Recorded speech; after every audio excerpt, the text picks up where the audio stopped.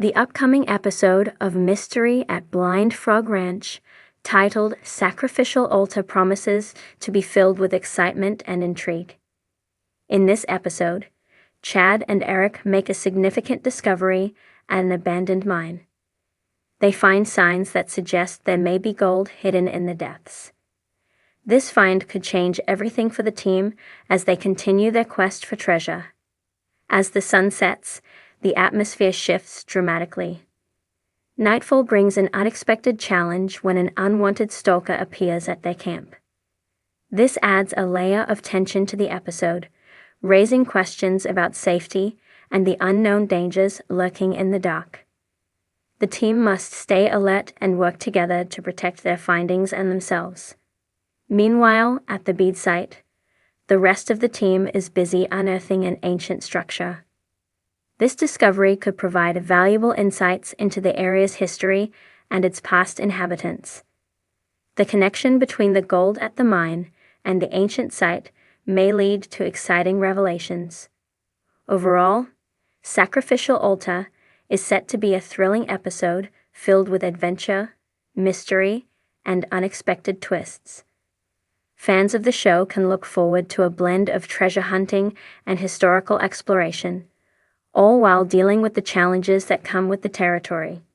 Tune in to see how Chad, Eric, and the team navigate these new developments. The Sacrificial Altar episode of Mystery at Blind Frog Ranch. The Sacrificial Altar episode of Mystery at Blind Frog Ranch is all new.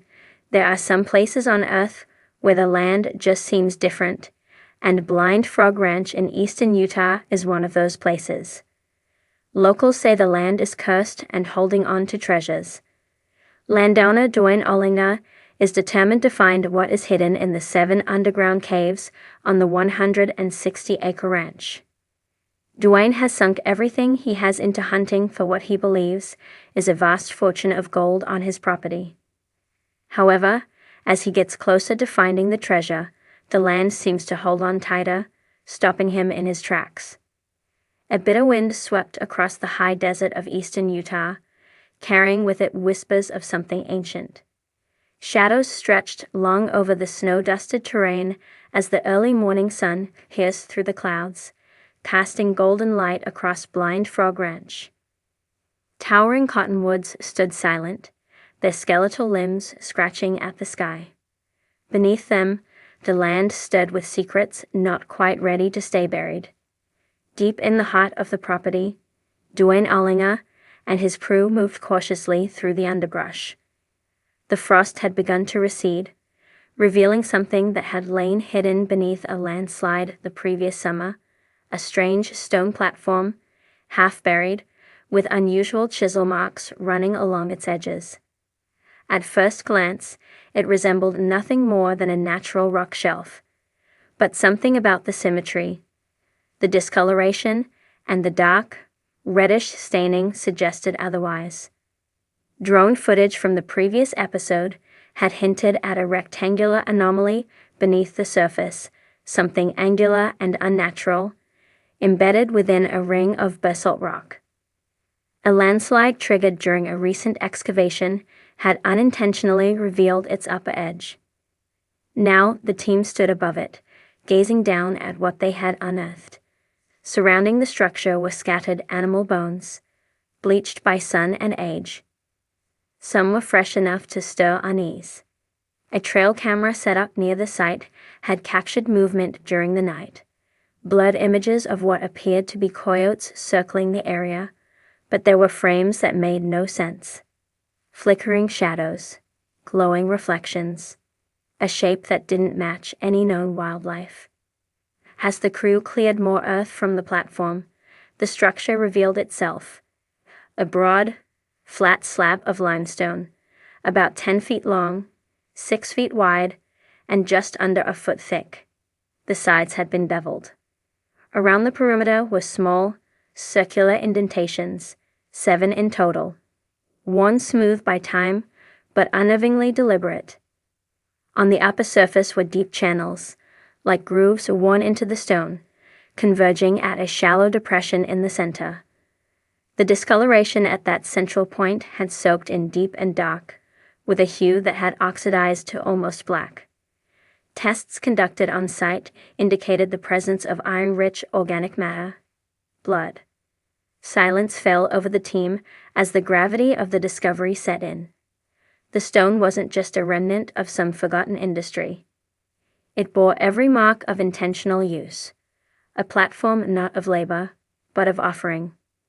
While Chad Ollingner reviewed historical maps, Charlie Snyder, the team's tech specialist, brought in ground-penetrating radar. Below the stone, the scan revealed a hollow space, roughly 6 feet deep, perhaps a chamber or tomb. The anomaly was rectangular and partially collapsed. There were faint signatures of what might have been wooden supports or organic material, now decayed to shadows. Dwayne radioed for additional support. This was no longer a simple treasure hunt.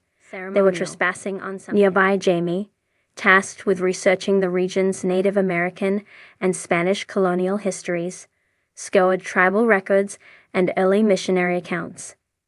She unearthed an obscure reference in a 17th-century Spanish journal, a Mesa Sangrienta hidden in the highlands north of the Animas. The text described a platform of white stone where those of the old blood made gifts to their skyfire. The implication of sacrificial ritual was clear, though scholars had long debated its legitimacy. The blind frog site fit too closely to be coincidence. Further analysis of the stone's grooves confirmed they had been worn not by nature, but by repetition, liquid running in consistent paths. The indentations were likely meant to hold objects, possibly vessels or torches. Symbols carved into the slab's side became visible under blacklight. Spirals, crosshatches, and what appeared to be a stylized humanoid figure, arms raised to the sky. The team brought in a cultural archaeologist, Dr. Rowan Madsen, who had assisted during Season 3's cave system investigation. She confirmed their suspicions. This was a ritual altar, possibly thousands of years old. The mix of Mesoamerican and local Fremont symbols suggested a syncretism previously undocumented in Utah. If verified, it could rewrite sections of North American prehistory. Night fell early, and as temperatures dropped, the ranch grew quiet, too quiet. Motion sensors around the stone triggered repeatedly with no visible cause. A windless pressure seemed to settle across the dig site, like the weight of centuries pressing from beneath. Cameras flickered. Batteries drained. A metallic scent hung in the air, sharp and sour.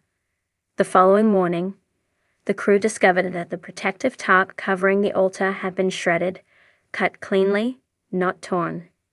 No footprints in the surrounding snow. Just the bare slab, exposed once again.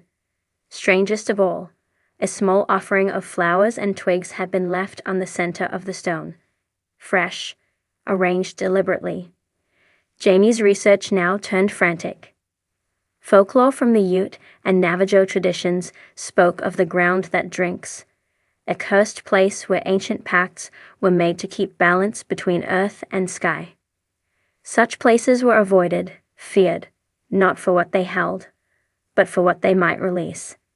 Against warnings, Dwayne pushed forward. The team excavated around the stone's base and began uncovering the edges of the chamber beneath. What they found was even more disturbing.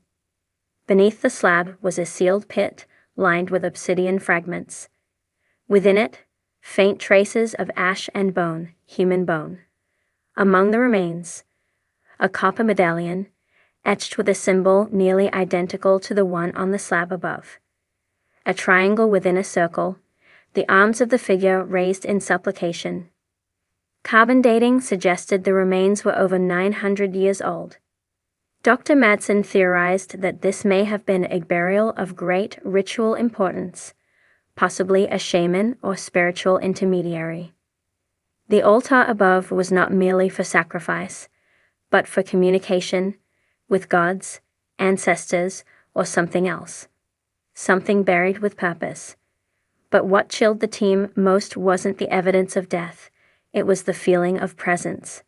As they worked, more team members began reporting strange dreams. Flickers of firelight. Chanting in a language they didn't understand. Visions of figures standing at the slab, arms raised as lightning struck the hills. An EMF meter left overnight registered a massive spike. Twice, at precisely 3:17 am, the episode concluded with a final drone shot rising slowly above the site. The altar now fully uncovered, bathed in early morning light, surrounded by snow. The dark stain at its center gleamed like obsidian. In the distance, storm clouds brewed behind the mountains. Closing narration explained that the altar had been recovered for preservation, and the site was now under review for federal protection. Further investigation was pending. Yet, the final infrared shot revealed something unnerving. 5 heat signatures standing near the stone, visible only through thermal.